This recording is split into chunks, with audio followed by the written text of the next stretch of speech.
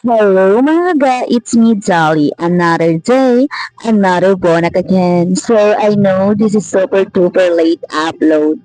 Yun na nga, anniversary ng aming bossing, so niyaya niya kami kumain sa labas. At dito lang yan sa Zen Cafe, Unitap, Dasmariñas. Samahan niyo ako. So ayan, nagpo-model lang ako dyan.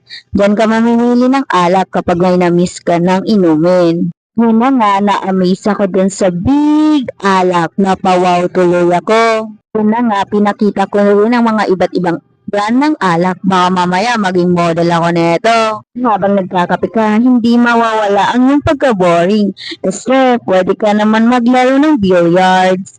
So, ayan, ito nga yung billiards na marami yan. O, diba? Tuwang-tuwa pa ako dyan kasi feeling model.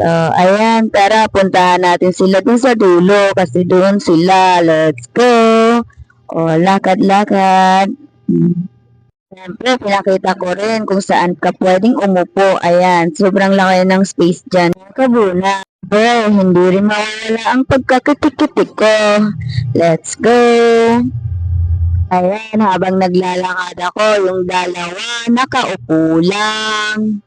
So, charan, ayan, nandyan na ako guys. O, sumakit yung ulo ko dyan. Paano ba naman, nahihilo sa kakaikot? Siyempre, hindi rin mawawala ang pagkaasar niya sa akin kasi mukha akong unano dyan sa pagkuha niya. Ano kaya yung height ko dyan? So, ba nga, naglalaro lang kami ni Bal dyan kasi tinatry namin umikot dyan. So, ang napala namin ay nahilo.